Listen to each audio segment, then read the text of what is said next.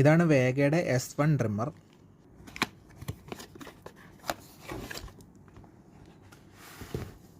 Box open ചെയ്യുമ്പോൾ ട്രിമ്മറും അതുപോലെ തന്നെ അതിൻ്റെ ആക്സസറീസും കാണാം.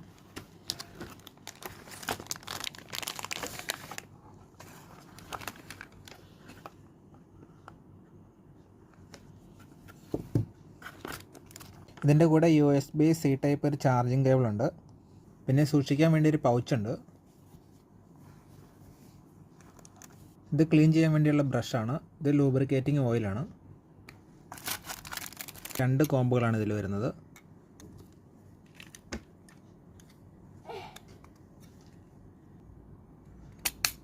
എവിടെയാണ് ഇതിൻ്റെ ലെങ്ത് അഡ്ജസ്റ്റ് ചെയ്യുന്നത്.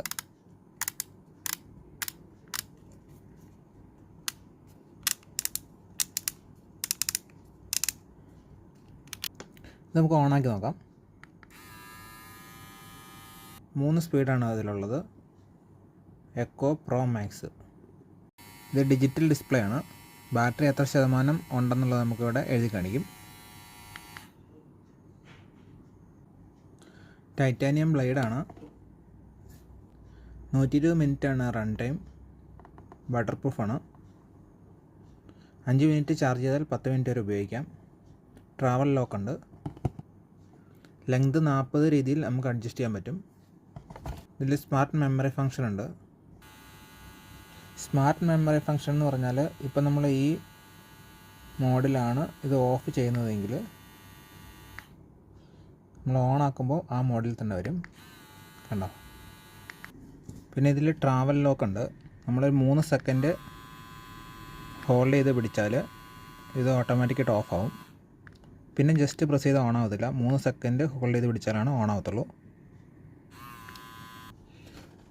ഇപ്പോൾ ഓഫായിട്ടിരിക്കുമ്പോൾ ട്രാവൽ ലോക്ക് ചെയ്യാൻ വേണ്ടിയിട്ട് ജസ്റ്റ് 3 സെക്കൻഡ് പ്രസ് ചെയ്ത് പിടിച്ചാൽ മതിയേ.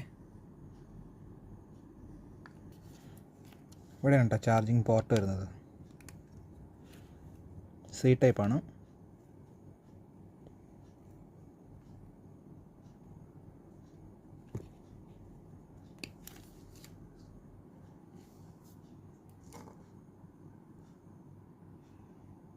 ബാറ്ററി പെർസെൻറ്റേജ് കാണിക്കുന്നതുകൊണ്ട് ഡ്രിം ചെയ്ത് പകുതിയാകുമ്പം ബാറ്ററി തീർന്നു പോകുന്നുള്ള പേടിയില്ലാണ്ട് ഉപയോഗിക്കാൻ പറ്റും.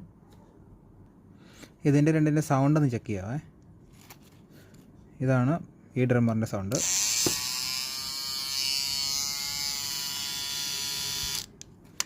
ഇതിൻ്റെ സൗണ്ട് ചെക്ക് ചെയ്യാം.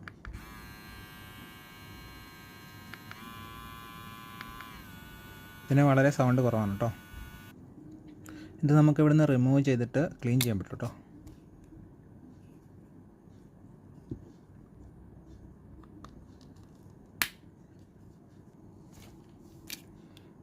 ചാർജിങ് ഫുള്ളായി.